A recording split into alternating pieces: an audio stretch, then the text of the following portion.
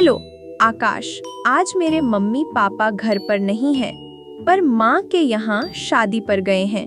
जल्दी से तुम मेरे घर आ जाओ, और हाँ, 12 के पहले जरूर आ जाना। पूजा प्लीज समझने की कोशिश करो। मैं यार रात को कैसे आऊँगा?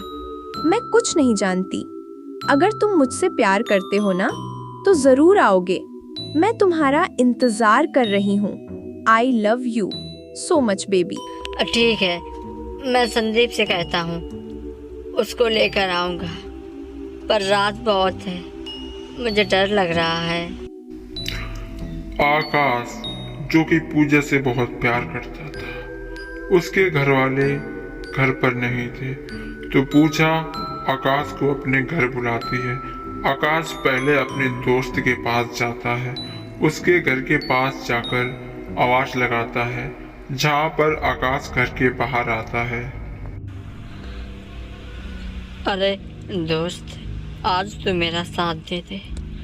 मुझे पूजा ने अपने घर बुलाया है, बस तू मेरे साथ चल। अगर तू मेरे साथ चलेगा तो मुझे डर नहीं लगेगा। क्या तू मेरे साथ चलेगा? मैं तुम्हारे साथ चलूं?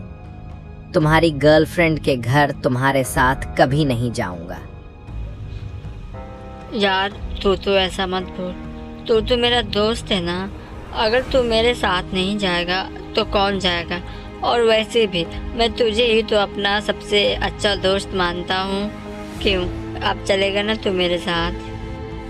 स्वाति तुमसे कितना प्यार करती थी, लेकिन तूने उसके साथ क्या किया? उसे जंगल में मार कर फेंक दिया।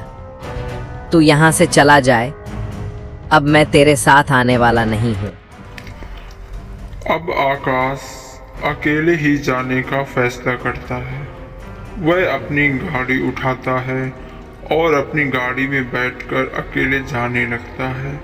रात बहुत हो चुकी थी। वह डरते डरते ही सही, पर वह जा रहा था।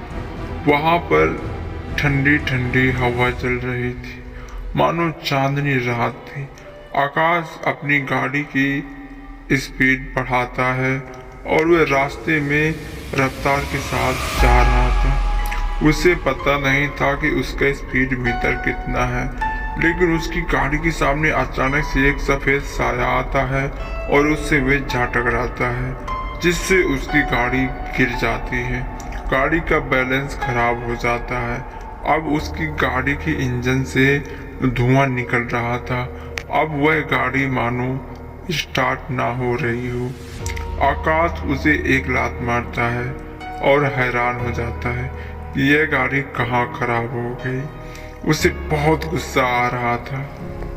आकाश को कुछ समझ नहीं आ रहा था।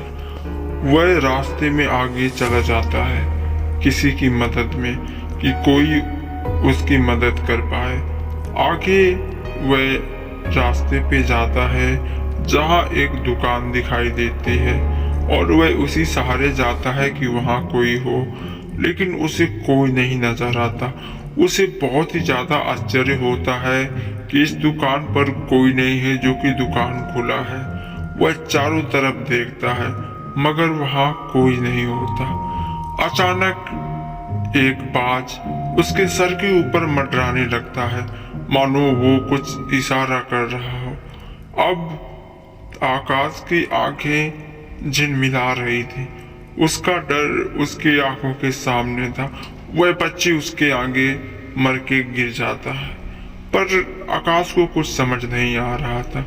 और वहीं पर एक इंसान बोलता है, अरे ओ भाई, सुनिए जरा इधर।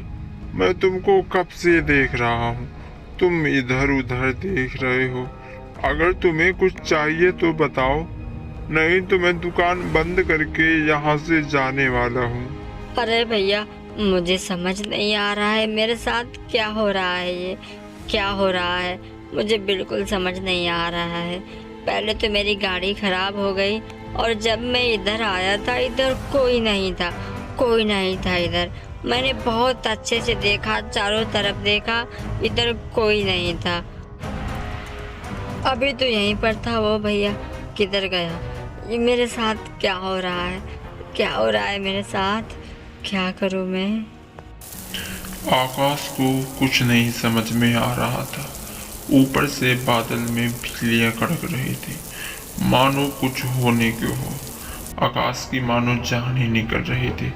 उसका सर फट रहा था, उसकी परेशानियां कम नहीं हो रही थी। फिर वह वहां से भागने की कोशिश करता है, लेकिन उसके पीछे अरे इतनी भी जल्दी क्या है? अब तो घर कभी नहीं पहुंचेगा, कभी नहीं पहुंचेगा तू, समझा? मुझे तो पहचान ही गया होगा, है? अरे स्नेहा, तुम चुड़ैल, मुझे माफ़ कर दो। मैंने जो तुम्हारे साथ किया था बहुत गलत किया था। मुझे माफ़ कर दो, प्लीज़ मुझे माफ़ कर दो। अब मैं तुम्हारे पैर पकड़ दूंगा। मुझे माफ़ कर दो मुझे। अरे आकाश, माफ कर दो। और तुझे नहीं, तूने मेरे साथ क्या किया था पता है तुझे? मैंने तुमसे सच्चा प्यार किया था और तुमने मुझे ही जान से मारकर इस जंगल में फेंक दिया। अब तो तू नहीं बचेगा, तुझे मुझसे कोई नहीं बचा सकता, कोई नहीं आकाश, कोई नहीं। अब तेरा मरना पक्का है, तेरा मरना। ले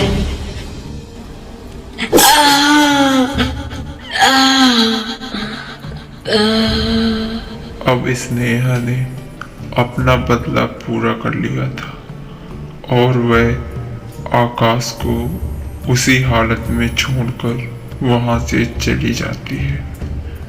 अब आकाश उधर तड़प रहा था मरने के लिए।